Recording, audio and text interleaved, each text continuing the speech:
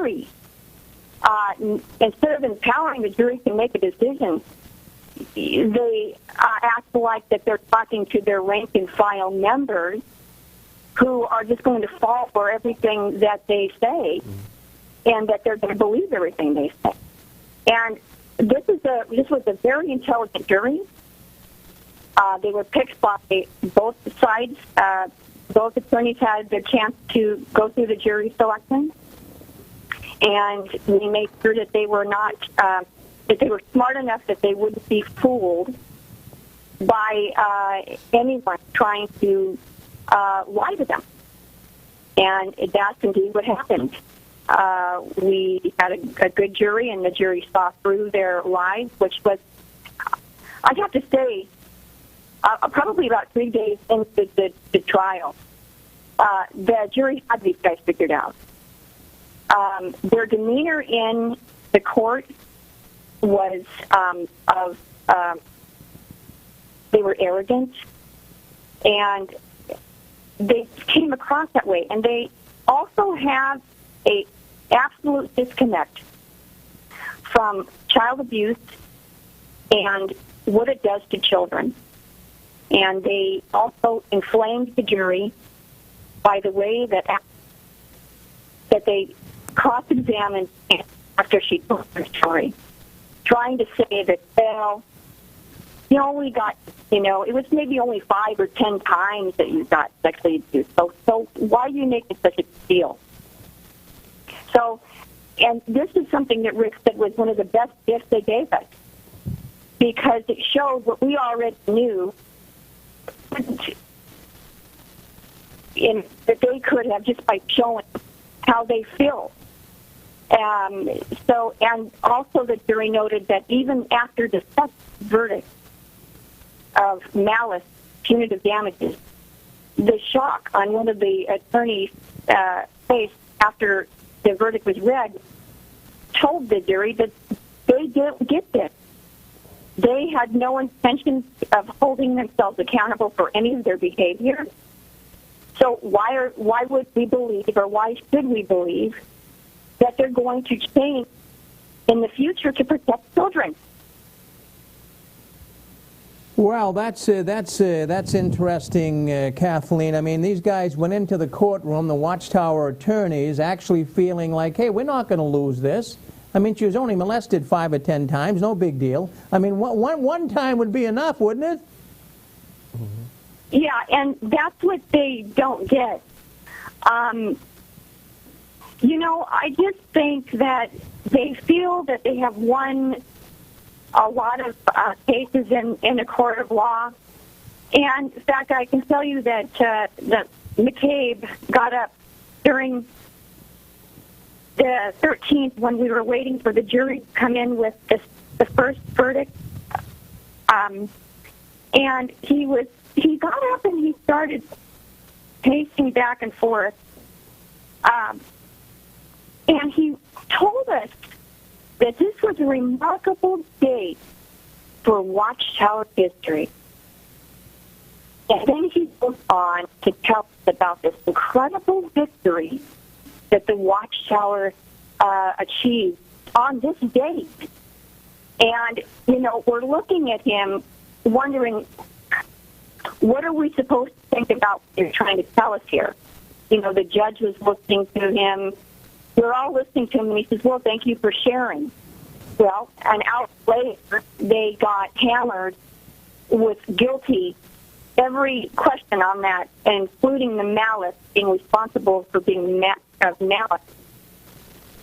So it's going to take a long time for these guys to figure out that this is not like a case of fighting for your religious rights or your tax exemption status in whatever country you're trying to fight to not have to pay your taxes as far as their organization.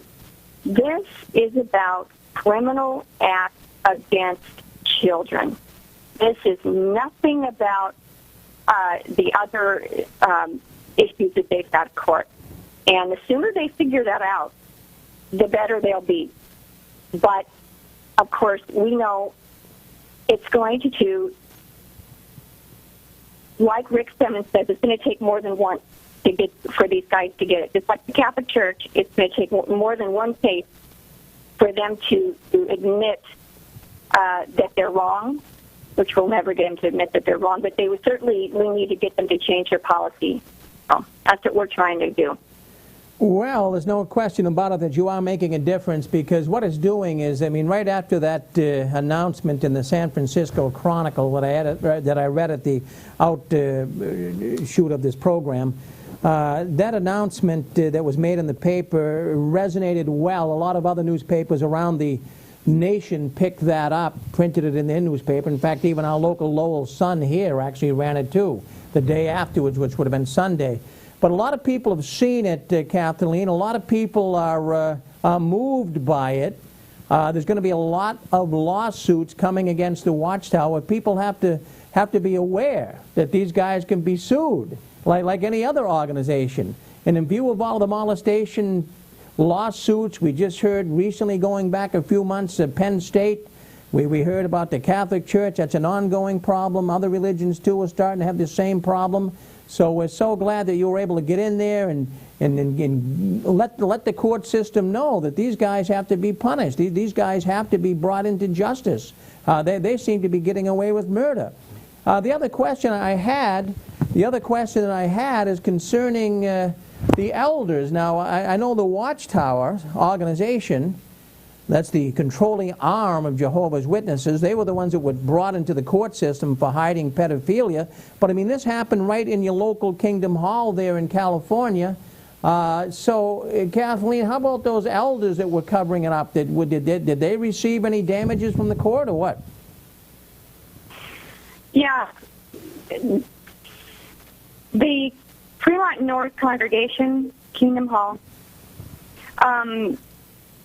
were found by the jury to be 13% at fault. And it was the Watchtower that was found 27%. Now, that would be 40%. And that will reflect on the final number that's owed, which is a little over $11.4 million. That the Watchtower is responsible for. And because the elders are agents of the Watchtower, they're working in an agency relationship. So that makes them the Watchtower. And that is another remarkable thing that we've accomplished. They are clergy of the Watchtower. Of the Jehovah's Witnesses. That is the clergy. Those are the elders.